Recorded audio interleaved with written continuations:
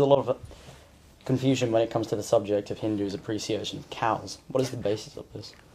The way Hinduism has been portrayed in the West has always been, in a way, in a very poor light. In many schools, the only exposure of Hinduism is caste system. And all of us here are saying, yeah, I thought I'm a Brahmin, he's a Loano. There's a caste system, surely.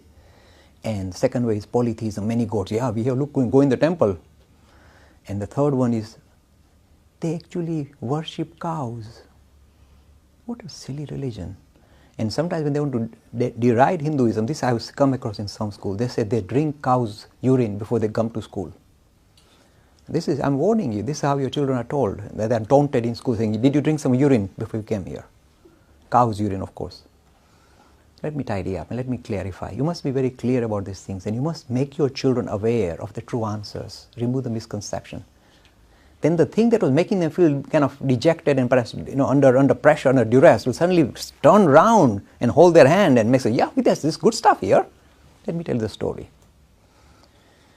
You see, I go to lots of English schools, and I say, would you eat meat? They say, sure, we eat meat. I say, fair enough, you can eat meat. I'm not here to stop you. And you see, this Rover, your dog, is getting old now. And you're going to lose him in no time because, he's getting old, and you love your Rover, don't you? They say, of course we love our Rover, Mr. Akhani. I said, there's one trick you can use whereby Rover is never parted from you. He'll be part and parcel of you forever and ever. And of course, Mr. Smith, the Englishman, said, this is fantastic. What is the way whereby I'm never separated from my Rover? And my answer would be, Mr. Smith, you eat meat. Why don't you have Rover for supper? Now you are sniggering because you know what I mean. Not me saying put Rover on the table and say let's share our dinner, but actually cook up Rover and have him for dinner. If I ever say that to any English person, immediately he'll take his stick out and chase me around the park. How dare you? Dog is man's best friend. You don't eat your best friend. What a stupid thing to suggest even. You see, if you are in Vietnam, you might be eating dog's meat. If in United Kingdom, if you start selling real hot dogs, the council will come and shut you down.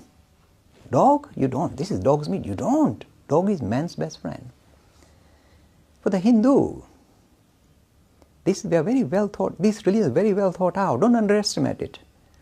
We say man's best friend is not the dog, not the horse. Man's best friend for thousands of years. Go look at the history of humanity. You know what is humanity's history? Until about 10,000 years, we were roaming around, hunter-gatherers, just running around any animal we can kill and eat, and we go next to the next animal.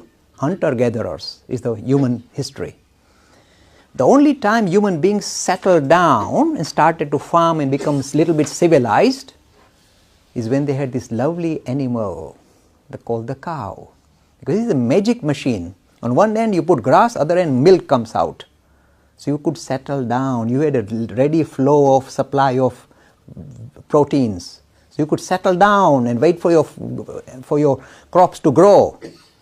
So this gentle animal, if you study the history of humanity, has been the major friend of humanity that allowed humanity to become civilized, to settle down and be civilized, have the space to be civilized.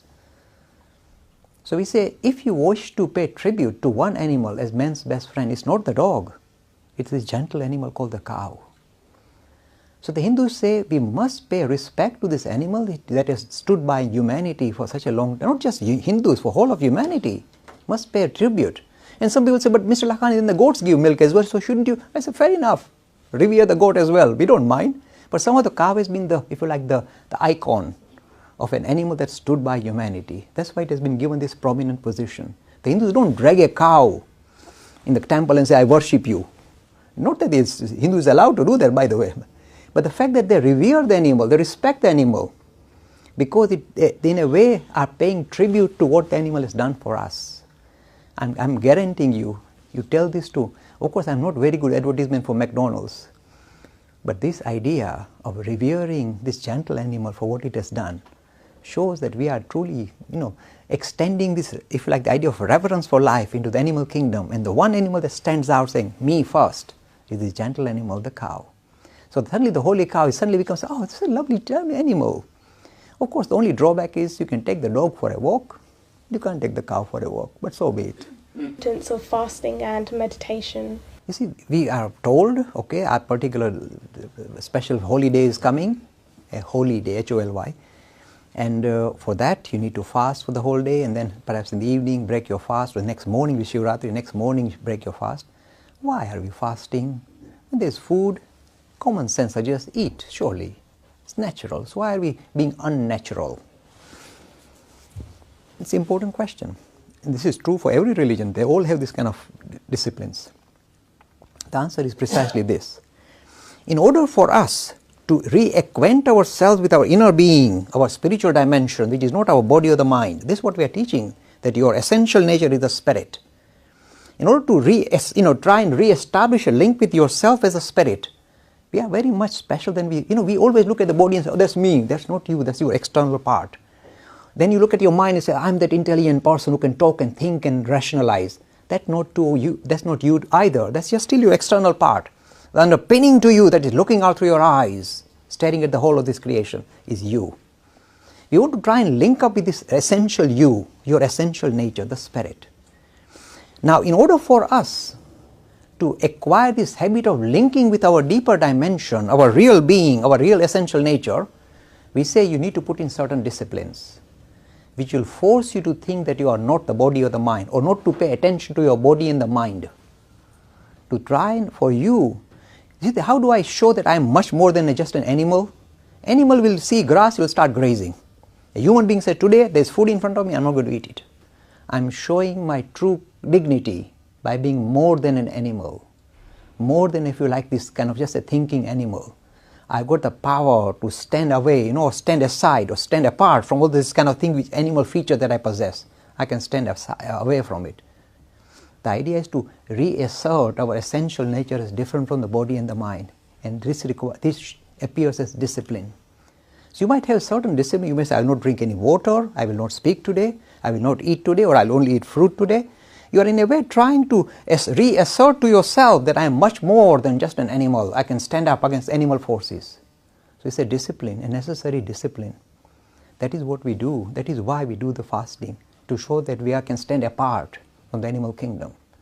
We are now, see, look, Hindus agree with the theory of evolution. You come out of the animal kingdom, you enter the human kingdom. We have no difficulty with Darwin.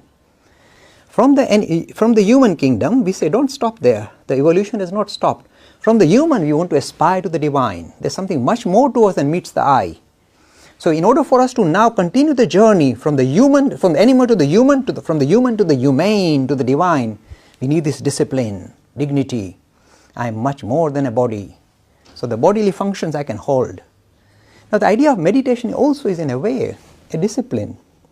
Because you are telling yourself that just as you can hold your body away from your food and say, no, I will not chase after food. In the same way, you will say, the mental vagaries of my mind, the thought waves that come, they keep kind of stealing me away, because your mind, the modulation of your mind in a way distracts you from your essential nature. So we say the modification of the mind, if I can hold them still, I can discern myself as different from the mind.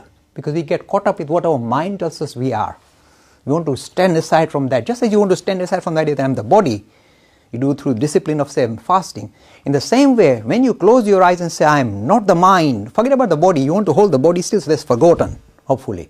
But the mind gets in the way. And it throws up all the waves, all the thought waves, the desires, all ideas keep popping up.